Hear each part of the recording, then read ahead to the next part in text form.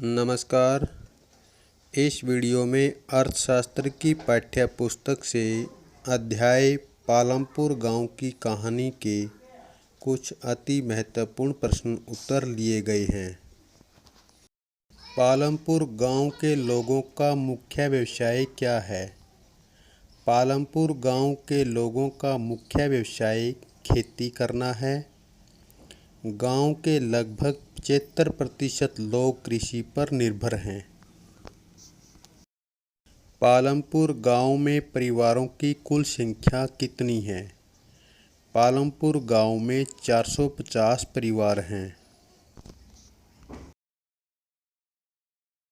अध्याय के अनुसार पालमपुर गांव वास्तविक है या काल्पनिक? पालमपुर एक काल्पनिक गांव है। पालमपुर गांव में कितने स्कूल हैं?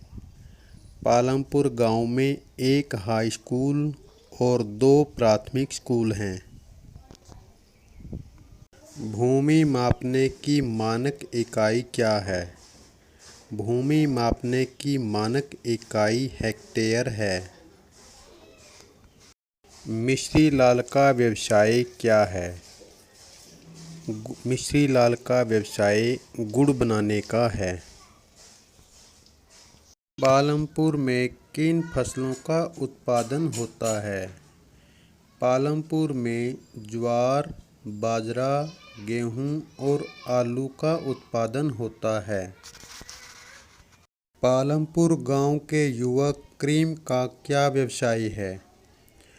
करीम ने अपना कंप्यूटर केंद्र खोला है। पालमपुर गांव में सिंचाई का मुख्य साधन क्या है? पालमपुर गांव में सिंचाई का मुख्य साधन नलकूप है। स्थायी पूंजी किसे कहते हैं?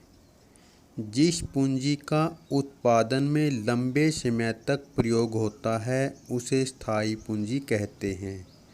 जैसे हल, ट्रैक्टर, औजार, मशीनें, भवन आदि पर एक बार पैसा लगता है और ये लंबे समय तक काम देती है। इन्हें स्थायी पूंजी माना जाता है। कार्यशील पूंजी किसे कहते हैं? जो पूंजी उत्पादन प्रक्रिया के दौरान समाप्त होती रहती है उसे कार्यशील पूंजी कहते हैं। जैसे कच्चा माल, नगद पैसे आदि कार्यशील पूंजी हैं। खरीफ की फसलें कौन सी होती हैं?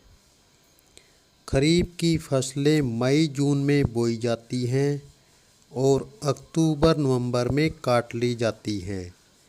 जैसे चावल, ज्वार, बाजरा, मक्का आदि। मिश्री लाल अपना गुड़ गांव में न बेचकर शाहपुर के व्यापारियों को क्यों बेचता था? लाभ कमाने के लिए मिश्री लाल अपना गुड़ शाहपुर के व्यापारियों को बेचता था। पालमपुर गांव में कौन कौन सी सुविधाएं उपलब्ध है? पालमपुर गांव के अधिकतर घरों में बिजली है। खेतों की सिंचाई के लिए नलकूप हैं जो बिजली से चलते हैं।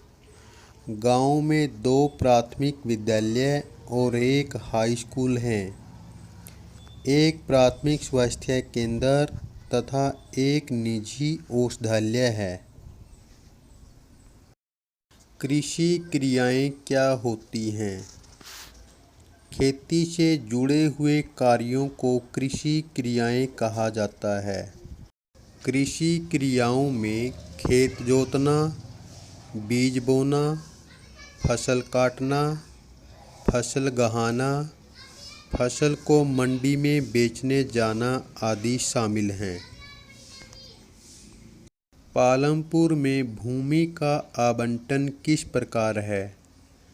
पालमपुर गांव में कुल 450 परिवार हैं। 150 परिवारों के पास कोई ज़मीन नहीं है। 240 परिवारों के पास 2 हेक्टेयर से कम है। 60 परिवारों के पास 2 हेक्टेयर से अधिक भूमि है। बहुविध फसल प्रणाली क्या है? एक खेत से एक साल में एक से अधिक फसलों का उत्पादन करना बहुविध फसल प्रणाली कहलाता है। पालमपुर में छोटे किसानों को कर्ज कहाँ से लेना पड़ता था?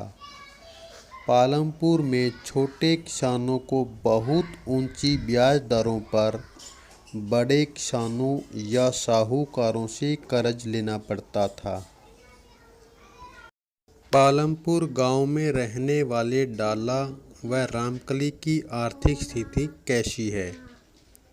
पालमपुर गांव में रहने वाले डाला व रामकली की आर्थिक स्थिति अच्छी नहीं है, क्योंकि ये गरीब खेतीहर मजदूर हैं। मानव पूंजी क्या है? मनुष्य के ज्ञान और कौशल के सामूहिक रूप को मानव पूंजी कहा जाता है। पालमपुर के कितने लोग विनिर्माण कार्यों में लगे हुए हैं? पालमपुर के 50 से कम लोग विनिर्माण कार्यों में लगे हुए हैं। 1 हेक्टेयर कितने वर्ग मीटर क्षेत्रफल के बराबर होता है? 1 हेक्टेयर 10,000 वर्ग मीटर क्षेत्रफल के बराबर होता है। HYV बीज क्या है? HYV बीज अधिक उपज देने वाले बीज हैं। भारत में हरित क्रांति कब आई? भारत में हरित क्रांति 1960 के दशक में आई। पालमपुर के लोगों का मुख्य खाद्यान्न क्या है? पालमपुर के लोगों का मुख्य खाद्यान्न गेहूं है। उत्पादन के 4 कारक कौन कौन से हैं? उत्पादन के 4 कारकों में भूमि, श्रम, पूंजी और कच्चा माल है। पंजाब और हरियाणा में किस राज्य से प्रवासी मजदूर सबसे अधिक आते हैं? बिहार से प्रवासी मजदूर सबसे अधिक आते हैं। भारत के किस राज्य में रासायनिक खाद का सबसे अधिक प्रयोग होता है? पंजाब में सबसे अधिक रासायनिक खाद का प्रयोग होता है। सरकार द्वारा खेतों में काम करने वाले श्रमिकों के लिए न्यूनतम दैनिक वेतन कितना निर्धारित कर रखा है? सरकार ने दैनिक वेतन 60 रुपये निर्धारित कर रखा है, लेकिन पालमपुर में मजदूरों को मजदूरी अधिक प्रतिस्पर्धा होने के कारण 35 से 40 रुपये ही मिलती है। हरित क्रांति क्या है? आधुनिक कृषि विधियों, बीजों, यंत्रों का प्रयोग करके कृषि उत्पादन में अत्यधिक वृद्धि करना। गैर कृषि क्रियाएं क्या है? खेती के अलावा किए जाने वाले कार्यों को गैर कृषि क्रियाएं कहा जाता है, जिनमें दुकानदारी, परिवहन, लघु विनिर्माण, जिसमें टोकरी बनाना, मिट्टी के बर्तन बनाना आदि आता है। पालमपुर के पास एक बड़ा गांव है, उसका नाम क्या है? पालमपुर के पास बड़ा गांव रायगंज है, जो पालमपुर से 3 किलोमीटर दूर है। पालमपुर के निकट एक छोटा सा कस्बा है, उसका नाम क्या है? पालमपुर के निकट एक छोटा सा कस्बा शाहपुर है। पालमपुर में बिजली के प्रसार ने किसानों की किस तरह मदद की? गांव में बिजली के आने से सिंचाई का तरीका बदल गया। पहले किसान बैलों की सहायता से रहट चलाकर सिंचाई करते थे। अब नलकूप लगाकर अधिक क्षेत्र की सिंचाई शुरू कर दी है। एक वर्ष में एक से अधिक फसलों का उत्पादन शुरू हो गया है। ये सब बिजली के प्रसार के कारण ही संभव हुआ है। पालमपुर में परंपरागत बीजों से और HYV बीजों से प्रति हेक्टेयर गेहूं की उपज क्या रही? परंपरागत बीजों से 1300 किलोग्राम प्रति हेक्टेयर और HYV बीजों से 3200 किलोग्राम प्रति हेक्टेयर गेहूं की उपज रही। एक ही भूमि पर उत्पादन बढ़ाने के अलग अलग तरीके कौन कौन से हैं?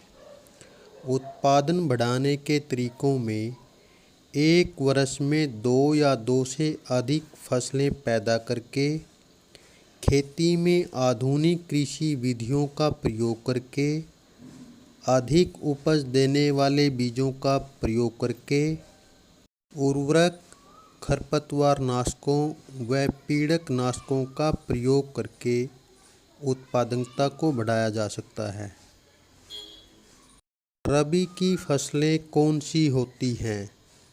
जो फसलें अक्टूबर नवंबर में बोई जाती हैं और अप्रैल मई में काट ली जाती हैं, जैसे गेहूं, जौ, चना, सरसों आदि रबी की फसलें होती हैं। श्वेता को किन शर्तों पर तेजपाल सिंह से ऋण मिला? बैंक से ऋण मिलने पर श्वेता पर क्या प्रभाव पड़ता? श्वेता को 4 महीने की अवधि के लिए ऋण मिला और 24% वार्षिक ब्याज दर तय हुई। फसल की कटाई के समय वह तेजपाल सिंह के खेत में एक श्रमिक के रूप में 35 रुपये प्रतिदिन पर काम करेगी। अगर श्वेता को ऋण बैंक से मिलता तो उसे ब्याज कम देना पड़ता और कम मजदूरी पर किसी के खेत में काम करने के लिए बाध्य नहीं होती। आपके क्षेत्र में कौन कौन से गैर कृषि उत्पादन कार्य हो रहे हैं? गैर कृषि उत्पादन कार्यों में दूध की डेयरी, आटा चक्की, किराने की दुकान, टोकरी बनाना, टैक्सी चलाना, मोटरसाइकिल ठीक करना, हलवाई की दुकान, चाउमीन, बर्गर आदि शामिल हैं। 1 हेक्टेयर भूमि के मालिक किसान के कार्य का ब्यौरा दीजिए। ऐसा किसान अपने खेतों में स्वयं कार्य करता है। उसे भाड़े के मजदूर की आवश्यकता नहीं होती। वह आधुनिक कृषि यंत्रों जैसे खुद का ट्रैक्टर, पंप सेट आदि नहीं खरीद सकता। पालमपुर में कितने प्रतिशत लोग गैर कृषि कार्यों में लगे हुए हैं? पालमपुर में 25% लोग गैर कृषि कार्यों में लगे हुए हैं।